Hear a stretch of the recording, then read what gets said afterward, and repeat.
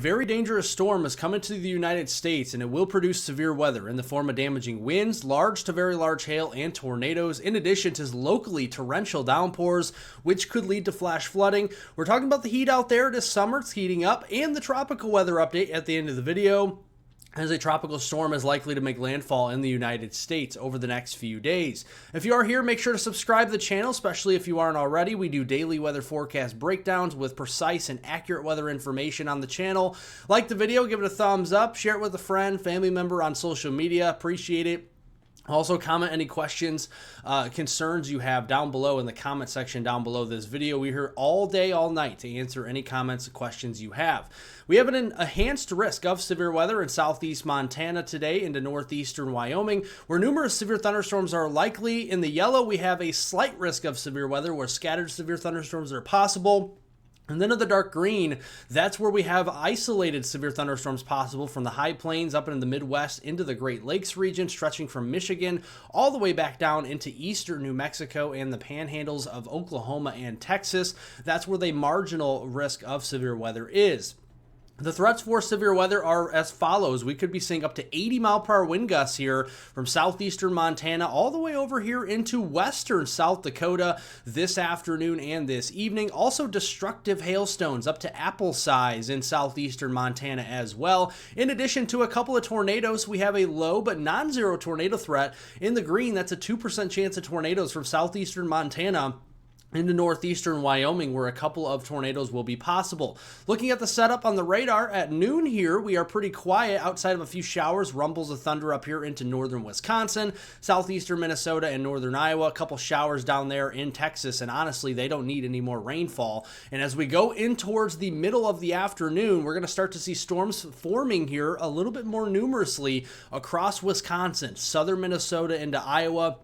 A few of those could pose a risk for 60-mile-per-hour winds, quarter-size hail, and maybe a very small brief tornado risk. The main show will be back here in southeastern Montana into Wyoming, where those supercell thunderstorms will be popping up 2-3 o'clock this afternoon, and they will mature as they push eastward and cluster up as well. So that tells me the damaging wind threat will be maximized once we start to see a line of storms here, and that's where 70, perhaps even 80-mile-per-hour wind gusts will become likely there in southeastern Montana, northeastern Wyoming, heading into western South Dakota. So widespread wind damage with downed trees, down power lines, and tree branches will be possible, in addition to some apple-size hail and a couple isolated tornadoes. And as we head into the late evening hours toward midnight, a couple more supercells may form down here into the Front Range, eastern Colorado, western Kansas, and down in the Oklahoma and Texas panhandle. Locally heavy rainfall will accompany these storms, so flash flooding will be possible on a localized scale, with the heaviest of which could be up here into Wisconsin,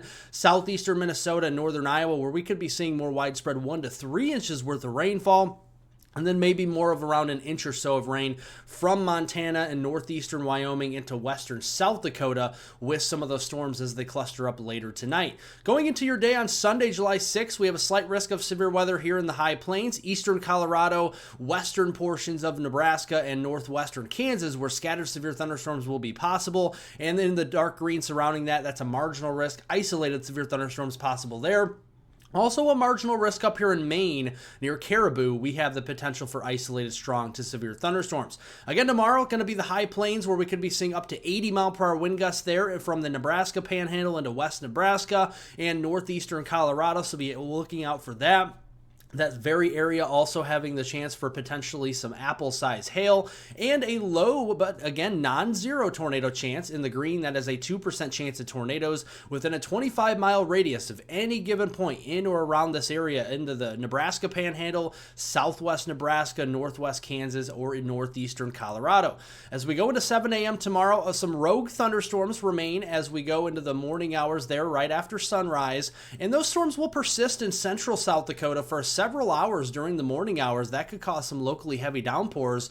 And as we go into the afternoon, those storms will continue to really start to send out outflow boundaries, which will act upon More storms developing going into the afternoon from eastern Colorado into the Nebraska Panhandle. First, they will be supercellular, so that's when the tornado threat will be maximized. And then notice a line of storms forms. That's where we could be seeing a big damaging wind threat here with widespread wind damage, very similar to today, except a little bit further south here across portions of Colorado into Nebraska, into Kansas, where 70, perhaps 80-mile-per-hour wind gusts will be possible, as well as some hail. And then as we go into the late evening hours, those storms will kind of fizzle as they push more into central Kansas and northwestern Oklahoma.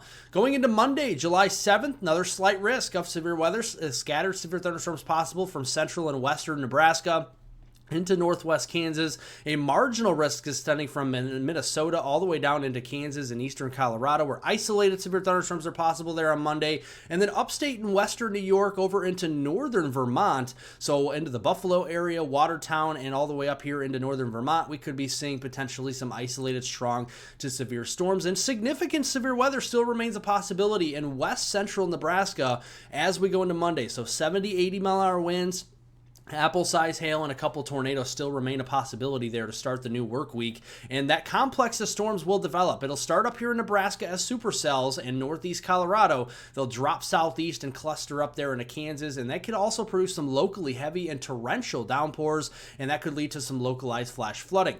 Going through next week, this is Tuesday morning on July 8th. Notice a couple thunderstorms, maybe some strong ones at times across the Midwest down there into the Central Plains.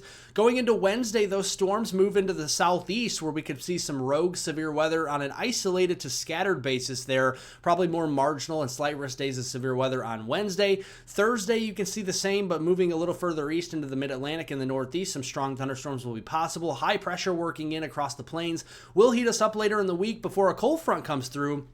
And that cold front will be acting upon some heat and humidity. So that means more strong to severe weather here from Wisconsin, Iowa, Minnesota, down into Nebraska, Kansas will be possible next Friday on July 11th. And then next weekend on Saturday and Sunday, those severe storms could push more to the Ohio Valley and Great Lakes. We'll be keeping an eye on that. Overall, a very wet pattern is forecast across the Central Plains into the Mid-South, especially for southern Missouri, where we could be seeing well above average precipitation, where some areas could be about 7 to 9 inches on surplus of rainfall. Other areas into the upper Midwest, Ohio Valley, Great Lakes, unfortunately will be missing out on a lot of the rain, and 80 to 90% of us will be getting into drought up here, with a moderate, even severe drought locally starting to develop across parts of the upper Midwest, Great Lakes, and the Ohio Valley. Now looking here at the ridge of high pressure, it is strong down here into the desert southwest, a little bit flatter to the east. We're going to see a lot of, heat building across the desert southwest over the next few days through the weekend, and then going into early next week. That ridge really builds across Arizona into the Four Corners region as we go into the middle of next week, and then into the later next week kind of flattens out, but still pretty strong there in the desert southwest. So high temperatures today, Phoenix 105. We're at 95 in Chicago. We're at 96 in Louisville, 95 there in St. Louis, and 94 in both into portions of Little Rock and Memphis. And as we go into tomorrow on Sunday, cold front comes through Chicago back down to 86, 70s, cooler and lower humidity into the upper Midwest on Sunday. Maybe some record highs possible in upstate New York or Vermont as we go into Sunday with some 90s up there. And then going into Monday, look at that, northern Maine could be in the 60s, 70s hanging around the upper Midwest, where Phoenix we're at 111 and Death Valley down into the 120 range. And then as we go in towards the Tuesday time frame, Wednesday time frame, we're going to start to build more heat in across the plains, especially the high plains, as we go into the middle of next week, and then that will transfer further east for when then another cold front will come through, bringing us crashing back down to the 70s and 80s. So you get the idea. There will be a couple days of heat, then we'll see a cold front come through, and then a couple more days of heat, then another cold front comes through. So kind of some ebbs and flows with our temperatures over the next few days. Now with the tropics, we are watching a new system here in the Atlantic, and it is a tropical storm Chantal just off the Georgia and South Carolina coast. This is currently at maximum sustained winds at 40 miles per hour, moving north and crawling north, should I say, at 1 miles per hour. It will remain a tropical storm all the way through Sunday morning as it makes landfall likely up near Myrtle Beach. That's where tropical storm warnings are currently in effect, from Myrtle Beach up there toward Wilmington, North Carolina. It will become a post-tropical depression as we go into North Carolina Monday morning, but not before bringing some very heavy rainfall. Notice the rain bands start to move in here over the next few hours, and especially into tonight across Myrtle Beach there, North Myrtle Beach, and then into the Wilmington area, all the way up there toward Cape Hatteras. Got to be keeping a very close eye on that through Sunday. And then Sunday's the main day for rain across the Carolinas, up there into southern Virginia, and then going to the day on Monday as well. Some of that rainfall could be spreading up toward Delaware, into Maryland, and Jersey as well. And that could be producing some pretty heavy rainfall through Tuesday morning, July 8th. Could be seeing upwards of 2 inches of rain for Myrtle Beach into the Wilmington area, Raleigh, and over there toward Cape Hatteras and Norfolk. And then moving up there into the coastline there of Virginia. Now, we are looking at the East Pacific as what has been a very busy, very active hurricane season thus far. 80% chance in red of the tropical development, 20% chance in yellow, and 2 systems could be named. The next 2 names on the list are Gil and Henriette. So we're definitely keeping an eye on the East Pacific as it has been very active this season and will likely continue to be active. And you can see those systems developing over the next few days. We could see Gil potentially developing by Monday. And then behind that, potentially, we could see Henriette sometime in the middle of next week. Again, we're going to be keeping a very close eye on that. Before we leave, let's look here. Actually, we won't because I didn't post it. But thank you all for watching. I hope you enjoyed the weather forecast. Make sure you like the video. First and foremost, give it a thumbs up. It helps to get all this vital information to more and more people. Subscribe to the channel, folks. We do daily weather forecast breakdowns here on the channel. Turn on post notifications so you're notified for future videos and live streams we do here on the channel. Share it with a friend, family member, social media. Definitely appreciate it. And if you have any comments, questions, concerns, you know we're here all day, all night, 24/7 to answer any and all questions that you may have. All right, everybody. Hopefully everybody has a wonderful rest of their weekend out there.